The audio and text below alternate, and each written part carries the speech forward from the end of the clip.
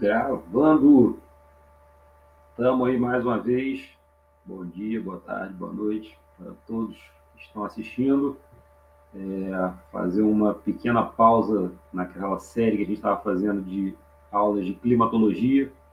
Eu estou devendo para vocês a parte 4 com os tipos de clima, porque agora a gente precisa fazer um vídeo mais urgente, que é um vídeo de correção das questões do SESI, para o pessoal aí que vai prestar a prova com o SESI. Então, fiquem atentos que esse é o tema de hoje. Para a gente aqui, vamos tratar das questões do SESI que caíram nas últimas provas.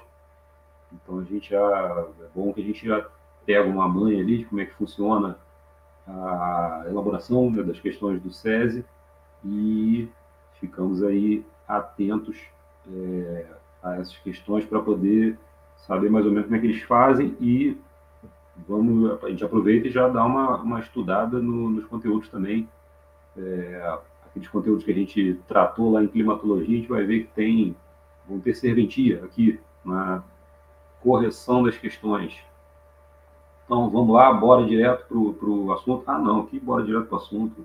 Primeiro, o bom e velho pedido, se inscrevam no canal, dê like no vídeo, curtam aí, dá o likezinho, curte aí, compartilhe com os amigos, comenta se tiver alguma dúvida, vamos participar aí e assistam também aos vídeos anteriores aí que a gente já postou, dos colegas também, tem vídeo de física, tem vídeo de história, e aqui os de geografia comigo. Então vamos lá, agora sim, vamos direto para as questões para a gente dar uma olhada aí e vamos matar isso aí. Então, tá na tela aí o banner. Vamos que vamos. Eu sou o instrutor Arthur Schultz, aqui do Polo Friburgo, trabalhando com geografia. Bora direto para a primeira questão, então. Essa é uma questão que caiu na prova de 2019, para a entrada em 2020, se eu não me engano. Então, vamos lá. A gente vai fazer a leitura da questão, vamos observar alguns detalhes aqui que a gente tem que prestar atenção e depois a gente olha lá as opções de marcação e vamos olhando alternativa por alternativa, eliminando os erros e marcando as questões corretas. Vamos lá. Então, primeira questão, observe o gráfico abaixo, onde é demonstrado o fenômeno climático denominado ilha de calor. Está aí, ó.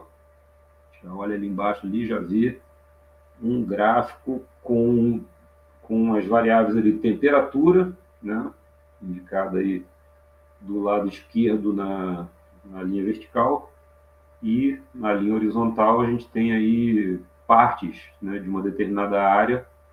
A gente pode observar aí uma área rural, uma área de centro da cidade, partes e zonas residenciais.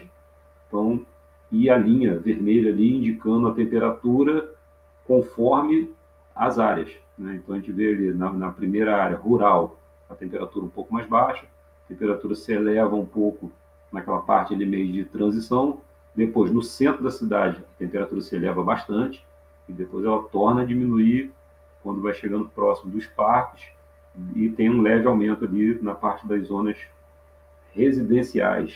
Então, qual é a conclusão óbvia que a gente chega disso, né? A gente chega à conclusão de que quanto mais áreas verdes, né, ou seja, quanto mais áreas com vegetação, menor a temperatura. E quanto mais áreas com adensamento urbano, maior a temperatura. E algumas zonas aí mescladas, né? Ali na zona residencial, por exemplo, é mesclado áreas de construção urbana com vegetação. Então a temperatura ali fica no meio termo, correto? Então vamos lá para as opções. Estou observando o gráfico aqui. Então, aliás, tem que terminar de ler o enunciado aqui. Ilhas de calor característico de centros urbanos. Nestes locais, a temperatura fica mais elevada do que em outras regiões mais afastadas. Beleza, mais ou menos o que a gente acabou de descrever aqui ao olhar a imagem. Então, seguindo para as opções de marcação, vamos lá. São apontadas ou apontados como causas deste fenômeno. Qual fenômeno? Ilha de calor. É o que a questão está tratando. Antes da gente ler aí as alternativas, já vou deixar uma dica de cara. Sempre que você pegar uma questão assim, você lê o enunciado. Aqui o César ainda fez o favor para a gente de grifar ali o ilha de calor em negrito, né? Mas quando você pegar uma questão que não vem assim já com essa molezinha já pronta, marca na questão lá sobre o que ele está falando, né? Ou seja, às vezes você vai ler uma alternativa em que não tem nada de errado escrito na alternativa, tá tudo certo escrito ali. Aí você pensa assim, só pode ser isso aqui, né? Porque não tem nada de errado escrito nessa questão. Aí tu vai ler outra alternativa, também não tem nada de errado de escrito ali, tá tudo certinho ali, não tem nenhum erro conceitual, nenhum erro lógico.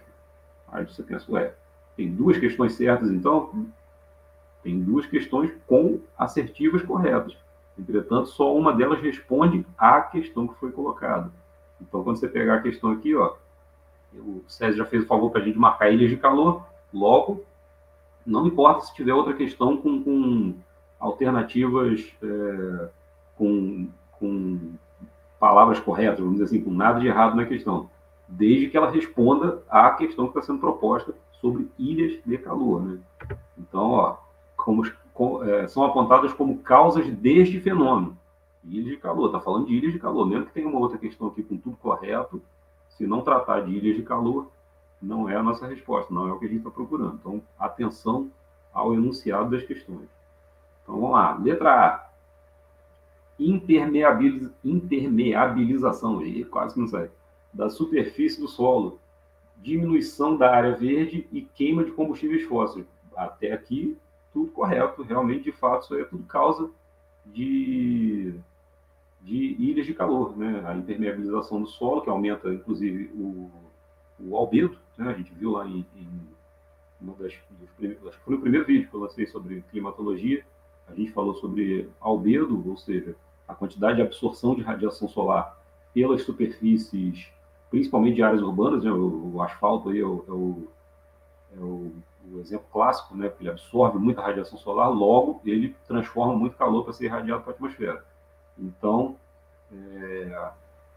é um fator de formação de ilha de calor. Diminuição da área verde. A própria imagenzinha lá antes já mostrava para a gente, né? Quanto maior a área verde, menor a temperatura. Quanto menor a área verde, maior a temperatura. Então, a diminuição da área verde é um fator, né, que contribui para a causa do fenômeno de ilha de calor. E queima de combustíveis fósseis, né? Os combustíveis fósseis, como a gente viu, a queima deles libera dióxido de carbono para a atmosfera, e esse dióxido de carbono ele é um chamado gás estufa, né? Já que ele ajuda a reter calor próximo da superfície e evitar, né, e dificultar a dissipação desse calor pela atmosfera, logo aumenta a quantidade de calor próxima da superfície nas áreas com muita queima de combustíveis fósseis. Então, por enquanto, estamos com a letra A. Vamos dar uma olhadinha nas outras e ver se a gente encontra alguma inconsistência ou tudo escrito de forma correta, mas não se referindo à ilha de calor. Vamos ver. B. Alta densidade de construções. Aí tudo bem. Poluição atmosférica. Opa, tudo bem.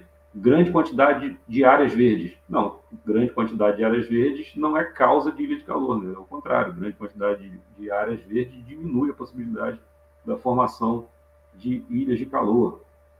C. Uso de ar-condicionado.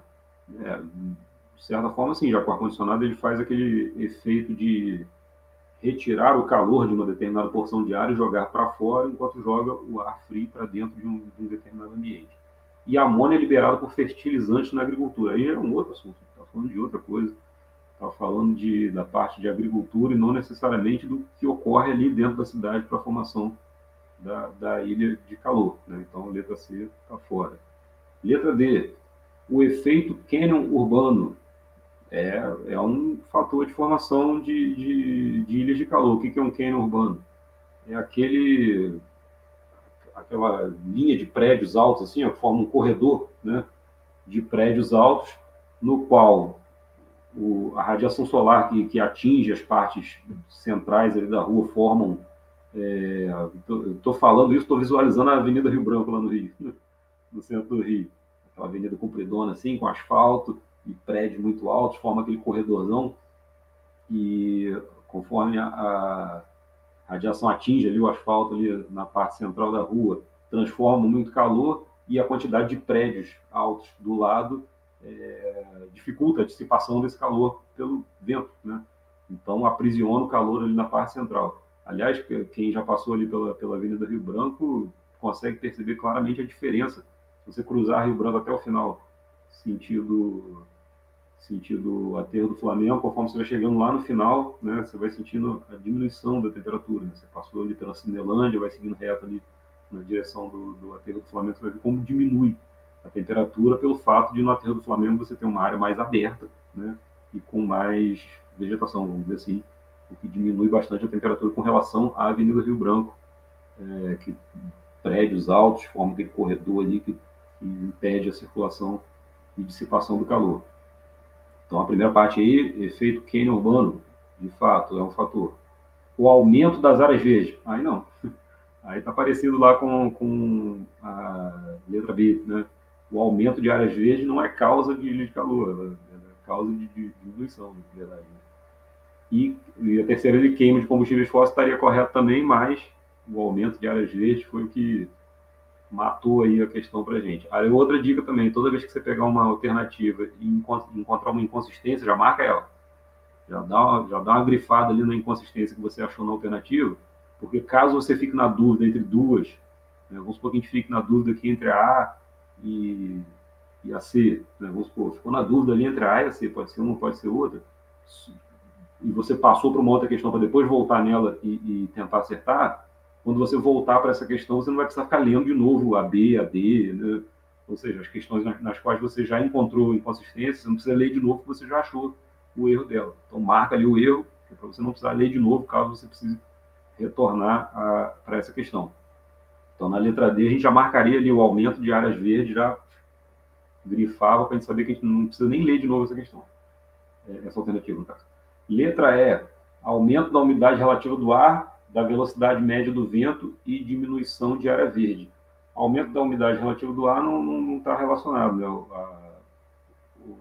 E, na verdade, você tem uma diminuição da velocidade média do vento, né, em áreas de ilhas de calor. Então, cortaria essa questão aí também, já encontramos a inconsistência ali no aumento da velocidade média do vento. A diminuição de áreas verdes, sim, é esse, de fato, um fator que propicia, né, a formação de ilhas de calor. Então, sobrou para a gente aí letra A, né? Impermeabilização da superfície do solo é um fator, diminuição de área verde é um fator e queima de combustíveis fósseis também é um fator. Ficamos com a letra A, que está melhorzinha para nós aí e que não contém nenhuma inconsistência. Bora para a próxima? Vamos lá. Questão do SESI 2019 também, da mesma prova. Vamos lá. Já de cara, não escreveu nenhum enunciado, já lançou uma imagem para a gente. Então, temos aí um gráfico referente à produção de eletricidade no Brasil. Então, é um gráfico de matriz energética, né? Um gráfico que mostra para a gente de onde que a gente tira, de onde sai a energia elétrica que alimenta aí as cidades e as indústrias que a gente está usando, inclusive, nesse momento, para poder assistir esse vídeo. A não ser que você esteja assistindo no celular e você está usando a bateria do celular, mas a bateria do celular também é carregada por energia elétrica. Então, de todo modo, em algum momento você precisou de energia elétrica para poder assistir esse vídeo. Então, o que a gente observa aqui nesse gráfico?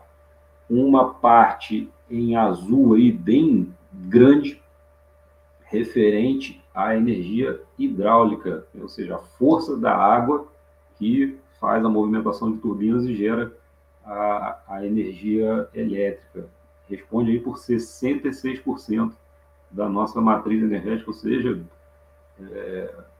a predominância é hidrelétrica aqui no Brasil, né, claramente demonstrada aí pelo gráfico, seguido aí de outras formas de energia elétrica produzida. Então, você tem produção aí por gás natural, por derivados de petróleo, por carvão, energia nuclear, biomassa, eólica e outras.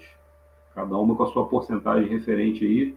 Espero que esteja suficiente para vocês conseguirem enxergar aí. Qualquer coisa eu leio aqui. Hidráulica 66%, gás natural 10%, derivado de petróleo 2%, carvão 3%, nuclear 3%, biomassa 8%, eólica 6% e outras 2%. Vamos ver a questão então. Primeiro ele deu a imagem para a gente, né? Já conseguimos deduzir algumas coisas aqui da imagem. Bora para a questão. No estado, então, diz: de acordo com os dados do gráfico sobre a produção de energia elétrica no Brasil atualmente, é correto afirmar que... Então, vamos ver o que a gente consegue afirmar a partir dos dados ali do gráfico. Letra A: o Brasil não é autossuficiente na produção de energia, o que torna dependente de muitos acordos econômicos nessa área. Primeira questão, não condiz com a realidade. O Brasil é, de fato, autossuficiente na produção de energia. Fora que o enunciado diz, de acordo com os dados do gráfico. Pelos dados do gráfico, a gente não consegue nem depreender isso, né? Então, se essa fosse uma questão até de português, a gente diria que a letra A é uma extrapolação, né, da interpretação, já que não dá para interpretar isso a partir do gráfico, né? O gráfico nem demonstra isso para a gente. E, de fato, contém uma inconsistência aqui de dizer que o Brasil não é autossuficiente na produção de energia, o que o torna dependente de acordos econômicos nessa área. Não é verdade. Letra B: as barragens necessárias para a construção das hidrelétricas não oferecem quaisquer riscos ambientais. Mas, meu Deus do céu, como que não? Imagina você fazer uma barragem para represar uma quantidade imensa, uma quantidade gigantesca de água e imaginar que isso não vai gerar nenhum risco ambiental. A quantidade de impactos é imensa. São diversas áreas que são alagadas, são diversas espécies de animais e vegetais que acabam morrendo, né? Afogadas, vamos dizer assim, porque o alagamento de áreas gera morte de diversas, gera perda, né, de vidas, vegetais e animais de diversos tipos, fora a alteração da própria dinâmica do microclima ali, né? Porque a boa parte do que acontece na atmosfera, a gente está vendo isso lá na disciplina de climatologia, naqueles vídeos lá que a gente começou e vai terminar. Vamos terminar de colocar todos lá. Demonstra que a interação entre a atmosfera e o solo ali, boa parte dessa interação está ligada à questão da água, da umidade, né? Então, quando você altera o tipo de superfície que vai receber a radiação solar, ou seja, era uma superfície de solo, passa a ser uma superfície de água, né? Porque você faz a barragem, a água se espalha e passa a ocupar uma área muito maior.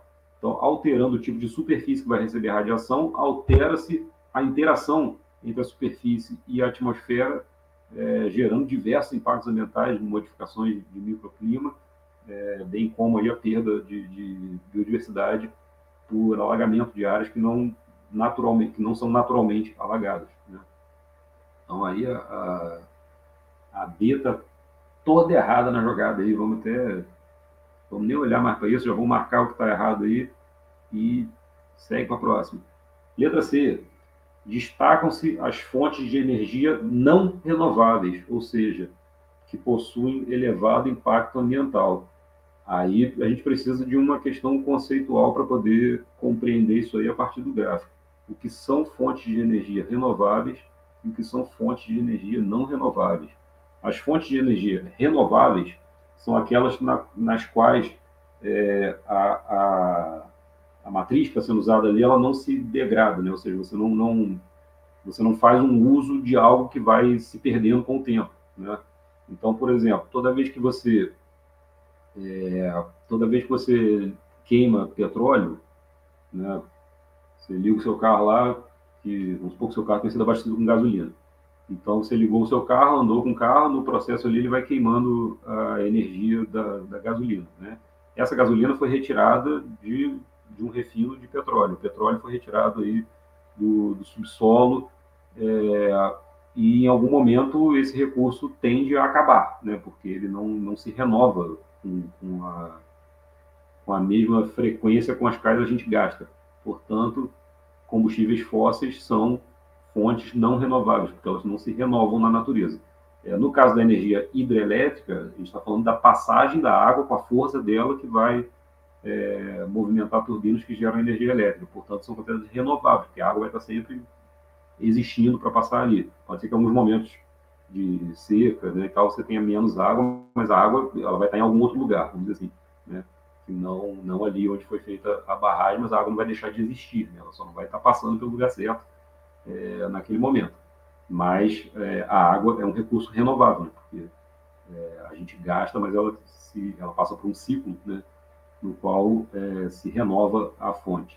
Então, o que a gente tem que saber aí para poder responder a letra C é saber diferenciar fontes renováveis de fontes não renováveis. Vamos voltar aqui para o gráfico. Então, o que nós temos aqui como fonte renovável? A hidráulica, né, que refere-se à força da água. Logo, como a água não deixa de existir, a fonte é renovável. Eólica se refere à força do vento. Se é a força do vento, o vento não deixa de existir, portanto, renovável. Biomassa. Biomassa se refere ao uso de fontes que são plantadas, por exemplo, mamona, soja, não vou saber aqui dizer exatamente quais são, talvez a gente precisasse da ajuda de um professor de química, física, algum colega engenheiro que pudesse ajudar a gente, mas a biomassa é feita a partir de alguns desses materiais que são da agricultura e que eles geram energia, né, para geração de... Eles geram, né, eles fazem a geração de energia para ser usada na produção de eletricidade também. Então, nós temos aí como renováveis, hidráulica, eólica, biomassa, basicamente, né? As demais, gás natural, não. Gás natural é derivado de petróleo, portanto, não é derivado diretamente do petróleo, mas no processo ali de composição do petróleo na natureza, os bolsões onde ficam lá no subsolo os poços de petróleo contêm gás natural por causa do processo ali da decomposição dos materiais. Portanto, é um não renovável. Derivados de petróleo, aqui diretamente, não renovável também, porque o petróleo não se renova na velocidade com qual a gente usa. Carvão, a mesma coisa, né? As grandes minas de carvão mineral foram formadas aí alguns milhões de anos atrás e a gente, conforme vai usando, elas vão acabando também. Então é não renovável. Energia nuclear. Energia nuclear usa alguns, não vou saber explicar também, mas você tem a fissão, né, do núcleo de alguns átomos aí que geram uma quantidade de energia e acho que o urânio, que é o principal que se usa, ou seja, o urânio também é um recurso não renovável, já que ele não se renova na natureza com facilidade, né? Não está sempre presente. Se a gente usar tudo, acabou, não tem mais, né? Portanto, aí sobrou hidráulica, eólica e biomassa como renováveis e todas as demais não renováveis. A letra C diz que destacam-se as fontes de energia não renováveis. Olhando o gráfico de novo, quais que se destacam? Justamente as renováveis, principalmente a hidráulica, né? Ou seja, a nossa matriz hidrelétrica é a principal, é a que se destaca, é justamente uma renovável, que é a hidráulica. Então, já cortamos também essa aí como possibilidade. D, as fontes fósseis dominam a produção energética no Brasil. Vou voltar para cá. Quais são as fontes fósseis aí? Gás natural, derivado de petróleo e carvão. Não, elas não dominam, né? Elas respondem aí, somando aqui, por 15% mais ou menos, não é isso? 10% do gás, 2% do petróleo, 3% do carvão. Então, 15% não chega nem perto lá dos 66% da energia hidrelétrica. Então, como a gente já foi achando erro em todas, tem que ser a letra E, né? Só sobrou essa. Vamos ler ela para ver se está certinho. A matriz energética brasileira é dominada por fontes de energia renováveis, está batendo certo, que representam mais de 80% da energia elétrica total do país. Vamos tentar somar aqui. Então, quais são as renováveis? Hidráulica, eólica e biomassa. Então, é 66 da hidráulica, mais 6 da eólica, dá 72. 72 mais 8 da biomassa, 80. Já chegamos no 80 que ele queria lá. Ainda tem outras ali com 2%, que ainda pode acrescentar mais alguma coisa. Portanto, chegamos aí, representa mais de 80% da energia elétrica total do país. Talvez se o elaborador da questão tivesse colocado cerca de 80%, ficaria mais bem explicado aí, porque cerca pode ser um pouquinho mais, né? a questão estaria 100% correta, mas do jeito que está aqui também está bem tranquilo. Então, a matriz energética brasileira dominada por fontes de energia renovável, que representa mais de 80% da energia elétrica total do país. Beleza. Letra E, matamos mais uma questão. Bora para a próxima. Sem mais delongas. Opa, aí ó, chegou aí a climatologia que a gente tratou lá nos vídeos. Vamos lá. Essa questão de 2021. Leia o trecho da reportagem abaixo. Aqui não necessariamente abaixo, porque a reportagem vai estar no próximo slide. Mas vamos considerar ele como abaixo. Condições meteorológicas mostram sinais das mudanças climáticas todos os dias desde 2012. E uma imagem aí para a gente ver. Me parece ali os Estados Unidos, México, mais ou menos. Acho que aqui a península da Califórnia, aqui na parte de baixo, do outro lado o Golfo do México, Cuba, me parece, né? Ali aquele trechinho ali da América Norte e América Central. Vamos seguir então. Agora sim, o trecho da reportagem. Vamos ler. Com apenas um dia de observações meteorológicas globais, cientistas já conseguem detectar um sinal de mudanças climáticas. As mudanças climáticas mostraram a grande força que exercem sobre o planeta e suas marcas podem ser vistas nas condições climáticas globais.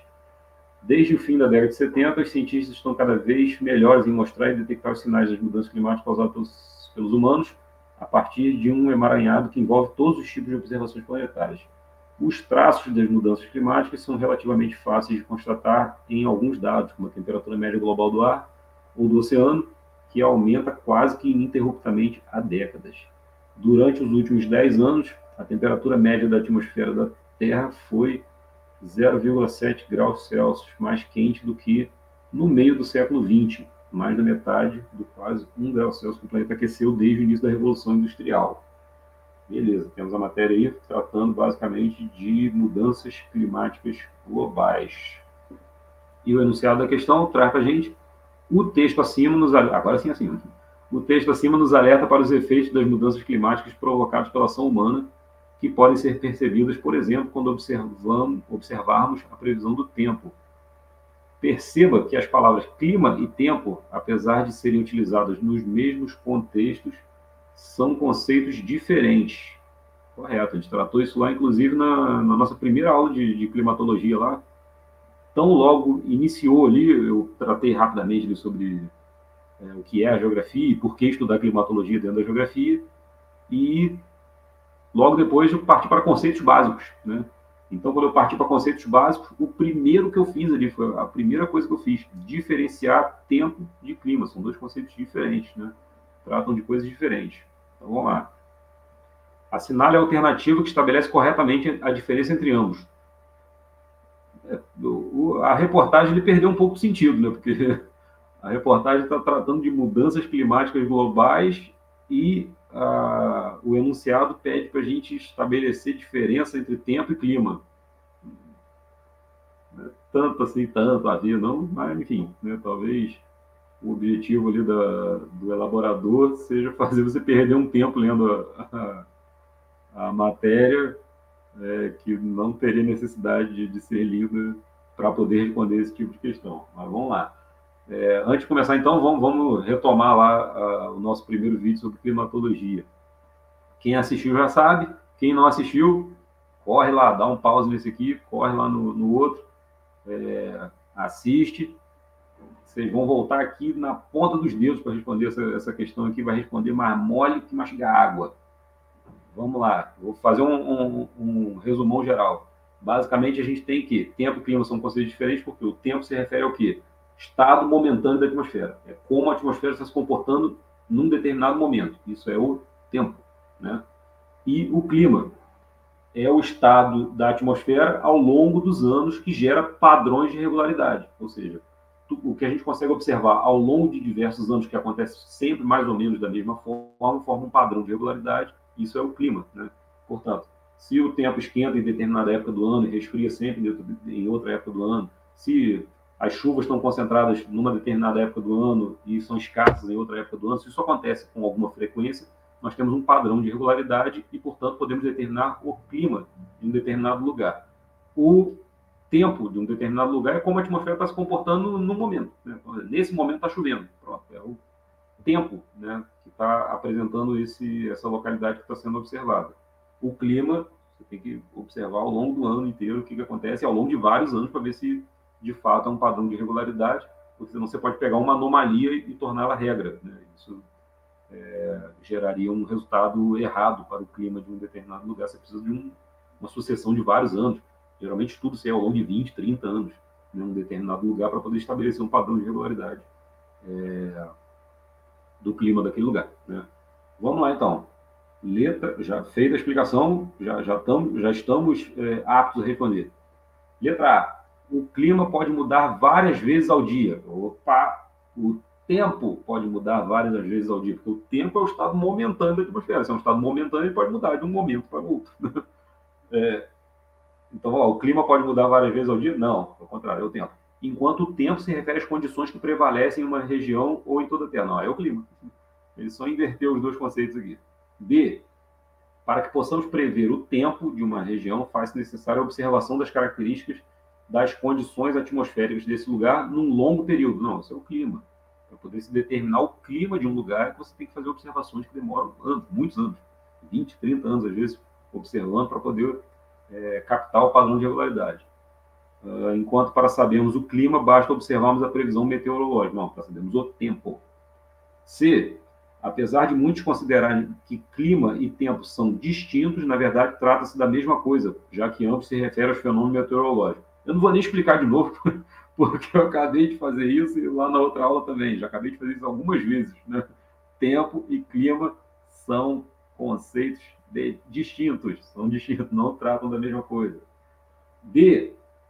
A diferença reside no conjunto de fenômenos da natureza a que cada um se refere. Não, né? Os dois estão vendo a mesma coisa, que é o comportamento da atmosfera. Enquanto o clima trata dos fenômenos relacionados à temperatura, o tempo se relaciona com a atmosfera e a umidade do ar. Não, os dois estão preocupados com o mesmo conjunto de fenômenos, que no final das contas se resume em comportamento da atmosfera. Os dois estão se preocupados, tanto o climatólogo quanto o meteorologista estão preocupados com o comportamento da atmosfera. Só que o meteorologista se preocupa com o comportamento da atmosfera de forma momentânea, ou seja, como a atmosfera vai se comportar num determinado momento. Tanto que ele faz a previsão para alguns dias, né? Ele faz a previsão para uma semana, né? Porque ele quer saber como que a atmosfera vai se comportar nos dias subsequentes, mas ele está tratando do comportamento momentâneo, né, da atmosfera naqueles dias. Já o climatólogo, não, ele se preocupa com os padrões de regularidade que se observam ao longo dos anos, né? Portanto, não, essa questão aí está errada. Só sobrou a letra E para a gente, então. Já vimos erro em todas as outras, mais uma vez sobrou a letra E. Vamos lá. Existem diferenças entre clima e tempo. Sim, já tratamos aqui. O clima é o conjunto de condições meteorológicas de uma região em determinado período. Sim. Já o tempo é a combinação passageira dos elementos do clima. Perfeito. Finalmente. Clima é o conjunto das condições meteorológicas que formam um padrão de regularidade.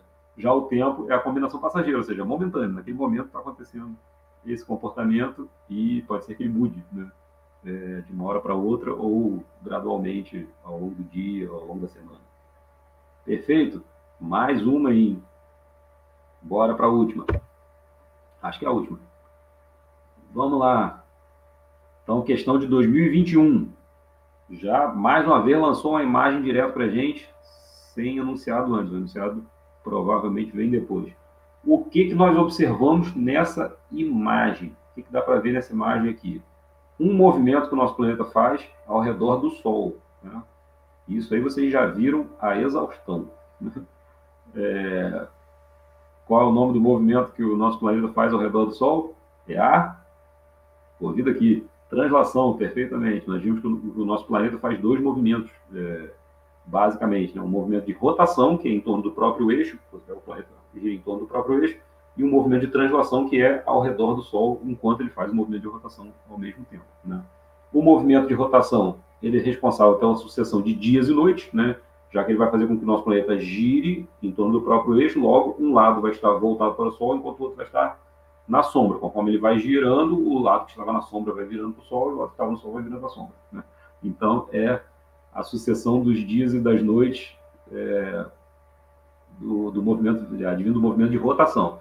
Já o movimento de translação, esse movimento que o nosso planeta faz ao redor do Sol. No movimento ao redor do Sol, graças à inclinação do eixo do nosso planeta, dá para ver ali pela imagem ali, ó, a inclinaçãozinha, tá vendo o eixo ali? Ele não está retinho assim, ele está inclinado, certo?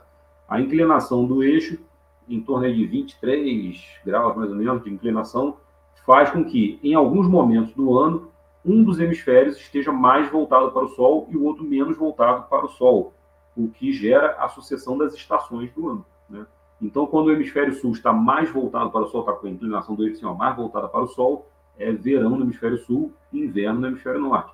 Quando o hemisfério norte é que está com a sua inclinação mais virada para o Sol, é verão no hemisfério norte e inverno no hemisfério sul, e no meio do caminho aí a inclinação ela não vai fazer diferença na insolação que vai atingir os hemisférios, vão ser aqueles momentos de outono e primavera, que são aquelas estações de transição entre inverno e verão, correto? Então, entre o inverno e o verão a gente tem a primavera, entre o verão e o inverno a gente tem o outono, né? E eles se alternam também entre os hemisférios, né? Então, lembrando, quando é verão no hemisfério norte, é inverno no hemisfério sul. Quando é primavera no hemisfério norte, é outono no hemisfério sul. Então, e assim sucessivamente, né? As estações vão se alternando por hemisférios, correto? É o que a gente está observando aqui, né? Ou seja, a imagem está retratando para a gente o movimento de translação responsável pela sucessão das estações do ano, ao longo do ano. Vamos para o enunciado. A imagem acima, no caso anterior, né, indica um movimento da Terra que determina os equinócios e solstícios. Todo mundo lembra o que é equinócio e solstício, né? Vamos voltar aqui para a imagem. Equinócios são aqueles momentos no qual a inclinação não faz diferença para a insolação bater mais para norte ou mais para o hemisfério sul. Portanto, você tem um equinócio, tem um dia, exatamente, né, no ano, geralmente ali entre 21 e 23 de junho, e depois entre 21 e 23 de setembro, mais ou menos, que são os equinócios. Aqui para o hemisfério sul, 21 e 23 de junho, eu estou ficando doido, 21 e 23 de março e 21 e 23 de setembro. 21 e 23 de março é o equinócio nosso aqui de outono, e 21 e 23 ali de setembro é o nosso equinócio de primavera. O de junho que eu falei é o solstício de inverno para a gente, né? E de verão lá para o hemisfério norte. Mas voltando, nesses dias aí, entre 21 e 23 de março e depois 21 e 23 de setembro, a gente tem os equinócios. Quando acontece o equinócio, você tem duração de dia e noite exata, 12 horas para cada um, né? Por isso chama equinócio, né? Ou seja, noite e dia igual, equi de igual, né? E o nócio de noite, né? Então, equinócio, noite igual dia, né? Bate certinho, dia e noite, 12 horas para cada um. Já quando você tem os solstícios, você vai ter que, quando é solstício de inverno, a duração da noite é maior que a do dia, e quando chega no limite, né, de maior duração de noite do que de dia, e quando você tem o solstício de verão, a duração do dia é maior do que a da noite, né? Isso a gente observa aqui, né? A gente vai vendo assim, quando é inverno, vai dando 5h30, aqui em Friburgo, tá? Quando dá 5h30 da tarde, já começa a escurecer, né? Quando é verão, já começa a escurecer mais para perto de 6 e pouco, 7 horas, né? Então, as durações de dia e noite vão ficando diferenciadas conforme a gente vai avançando ao longo do ano em direção a equinócios e solstícios. Volta para o enunciado. A imagem acima, então, indica o movimento da Terra que determina equinócio e solstício. Qual movimento é esse? Translação. Já sabemos, já estamos craques. Vamos lá. Assinale a alternativa que contém corretamente o nome do movimento e sua respectiva definição. Portanto, assinale a alternativa que contém corretamente o nome do movimento. Qual movimento? Translação. É o que está lá na imagem, né? Então, não importa se ele der uma definição correta sobre outro movimento. Ele tem que dar a definição correta sobre o movimento de translação. É isso que a questão fala. Então, atenção ao enunciado. O enunciado está pedindo uma coisa, é isso que a gente tem que colocar ali, né? Então, lá. Assinale alternativo que contém corretamente o nome do movimento. Eu já temos que saber que tem que começar com translação. A resposta tem que começar com translação. E sua respectiva definição. Então, tem que ser translação e a definição correta de translação. Letra A. Translação. Começou bem. Cuja duração leva em torno de 24 horas. Você acha que demora 24 horas para o planeta dar uma volta dessa em torno do Sol? Demora um ano inteiro. 24 horas é um movimento de rotação. Em 24 horas é que existe a rotação completa que a gente passa de meio-dia de um dia até meio-dia do dia seguinte. Né? Ou seja, um movimento de rotação leva em torno de 24 horas e não translação. B, rotação, já começou mal. Não, a gente está pedindo corretamente o nome do movimento que está lá na imagem, não é rotação. E ainda errou a definição induzida. Rotação tem duração de aproximadamente 365 dias. Não, isso aí é a translação. C, nutação, movimento em que há uma variação do eixo de rotação da Terra a cada 18,6 anos. Olha, está tudo correto aí, tudo correto. De fato, a nutação, graças à gravitação em relação à Lua, causa uma variação no eixo de rotação do nosso planeta a cada 18 anos, de fato, isso acontece mesmo. Mas é disso que a questão está pedindo? A imagem aqui está mostrando alguma coisa de nutação, está mostrando alguma coisa aqui de gravitação da Lua e alteração de eixo do planeta? Não, não está mostrando nada de variação no eixo de rotação do planeta a cada 18 anos, graças à gravitação da Lua. Apesar de a definição estar correta. Nutação, movimento em que há uma variação do eixo de rotação da Terra a cada 18,6 anos. Tudo corretinho na questão, mas não é o que responde ao enunciado. O enunciado se refere a essa imagem, e essa imagem não é de nutação. Portanto, atenção, atenção. Às vezes o cara pensa, o cara estudou em casa antes, né? Nutação não é um conceito aí muito comum, né? A gente ouve falar muito de translação e rotação, mas nutação a gente quase não ouve falar. Aí o cara estudou em casa, viu lá, nutação, o que é nutação? Pô, alteração aqui na variação do eixo do planeta a cada 18 anos. Eu sei disso, estudei. Aí ele chega na hora da prova lá, vê lá, nutação, movimento de variação do eixo de rotação a cada 18 anos. Cara, beleza, é essa mesmo. Não tem como errar, estudei isso. Só que não é isso que pede na questão. A questão não pede para você falar de nutação. A questão pede para você falar de translação. Então, segue o jogo. D, translação. Começou bem. Responsável pela ocorrência dos dias e da noite. Ah, essa é a rotação. É a rotação que é responsável pela ocorrência dos dias e das noites. Vamos para a letra E, tem que ser a certa. Translação. Aliás, tem bastante letra E nessas questões que caíram aqui, né? Mas não se apeguem a isso não, tá? Na prova que vocês forem fazer lá pode ser qualquer opção. Não se apeguem a muita letra E nas questões anteriores, não. Até porque tem questão de 2019 que misturado em 2021, então não quer dizer que caiu tudo numa prova só, não. Vamos lá. Translação, que dura cerca de 365 dias, originando as estações do ano. Maravilha! Chegamos na resposta correta. É exatamente isso que a gente observa aqui nessa imagem. O movimento de translação que faz a rotação, o movimento em torno do Sol e demora um ano inteiro, ou seja, 365 dias para se completar o movimento, e no caminho que ele vai fazendo aí, graças à inclinação do eixo do planeta, ocorre a sucessão das estações do ano de forma alternada entre os hemisférios. Quando é verão no hemisfério norte, é inverno aqui para nós. Quando é verão aqui para nós, é inverno lá no hemisfério norte. Quando é primavera aqui para o hemisfério sul, é outono para o hemisfério norte. E quando é primavera no hemisfério norte, é outono aqui para a gente no hemisfério sul. Beleza? Tranquilaço, viu? Sem dificuldade nenhuma. A gente levou 40... Está com 43 minutos nossa gravação agora. A gente levou esses 43 minutos aqui para responder a questão, que a gente foi pormenorizando, né? Foi prestando atenção. Mas é óbvio que você não vai demorar esse tempo todo lá na hora da prova que você for fazer. Você vai olhar a questão, já viu o erro, já marca o erro. Ficou na dúvida entre duas, já marca o erro nas outras lá, para você, quando você for voltar nela, tu vai pular, vai direto nas questões que você está na dúvida. E tenta observar ali, ó. Está na dúvida entre duas, observa se a sua dúvida é com relação ao que está escrito na questão que está correto, mas não responde ao enunciado, ou se pode ter um erro nessa questão de fato, que você, às vezes, deu uma balançada ali e não se ligou. Então, pode ser que, às vezes, você esteja lendo uma questão que está tudo correto, como seria o caso dessa letra C aqui, está tudo correto, porém, ela não responde ao que foi pedido no enunciado, logo, corta ela e vai para outra que está 100% correta e responde ao enunciado. Rapaziada, por hoje foi isso.